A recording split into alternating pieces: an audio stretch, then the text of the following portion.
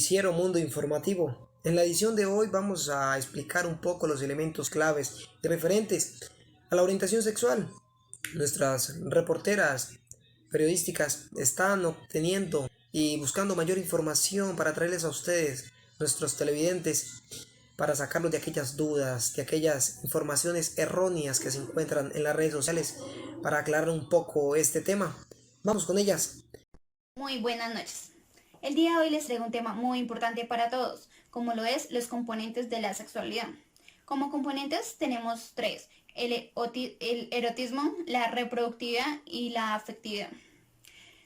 Cuando hablamos de erotismo nos referimos a las potencialidades que tenemos los seres humanos de experimentar placer sexual. En condiciones favorables, ese potencial se desarrolla positivamente y las personas pueden disfrutar de la sexualidad. La visión negativa de la sexualidad puede llevar a que aparezcan problemas de disfunciones sexuales, de mecanismo biológico o mecanismos fisiológicos. Bueno, también tenemos la reproductividad. Esta es una de las facetas y finalidades y objetivos de la función sexual del ser humano es el deseo y el derecho a tener hijos, a tener una descendencia. Si bien uno de los objetivos básicos de la función sexual es el placer, como medio de equilibrio y emocional de tener una sensación específica, única y gratificante. Uno de los que más es la reproducción, también como objetivo básico de la función sexual. La reproducción es el proceso mediante el cual los seres vivientes originan a otro semejante a ellos. Para que la reproducción se realice es necesario que se realice la fecundación. Y ahora la afectividad.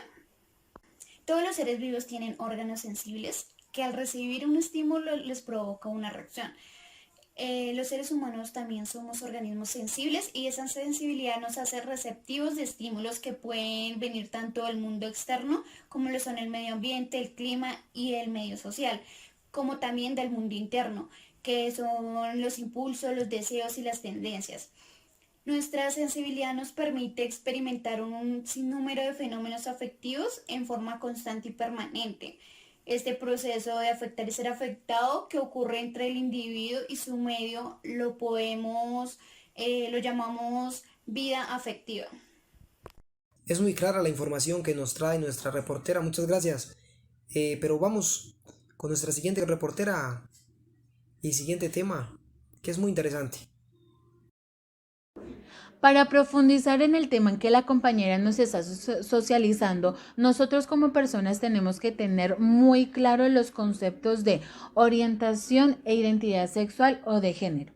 En este caso iniciamos hablando sobre la orientación sexual. La orientación sexual está definida como el patrón de atracción sexual, psicológico y emocional hacia un grupo de personas definidas por su género o por su sexo. Es importante mencionar y recalcar que las orientaciones sexuales son totalmente diferentes e independientes de la identidad de género o sexual, ya que esta no nos define hacia quienes nosotros como personas nos sentimos atraídos. En la parte de la orientación sexual encontramos tres categorías, que es la heterosexualidad, la homosexualidad y la bisexual. En la parte de heterosexualidad trata de que nosotros como personas nos sentimos atraídas en la parte sexual, psicológica y emocional hacia otra persona de diferente sexo. En la parte de la homosexualidad, es decir, que sentimos atracción en la parte física, emocional, en la parte sexual, hacia personas del mismo género, del mismo sexo. Y la bisexualidad, es decir, que nosotros como personas sentimos atracción hacia los dos géneros, es decir, hacia el hombre y hacia la mujer, tanto en la parte sexual, en la parte psicológica y en la parte emocional. Tanto en la parte de orientación sexual como en la identidad sexual encontramos diversidad en la cual hay muchas personas que como sí están de acuerdo, otras que están en desacuerdo, entrando en conflicto la parte ética, la parte sexual, la parte cultural, ¿no? Pero aquí juega un papel muy importante que es el respeto hacia otras personas. En la parte de la identidad sexual, nosotros como personas tenemos que tener en claro que es la percepción y la manifestación personal del propio género. Es decir, cómo uno se identifica independientemente del sexo biológico. La identidad de género puede fluir entre la parte masculina y la parte femenina, donde encontramos los transexuales, transgénero, los transformistas y también los travestis. Por ejemplo, los trans, bueno, aunque este es un término muy global donde encierra a todas aquellas personas que se identifican con un género diferente al asignado, es decir, al sexo biológico. Aquí en esta área nosotros podemos encontrar a personas transexuales, a personas travestis, transgénero, género no binario, entre otros más.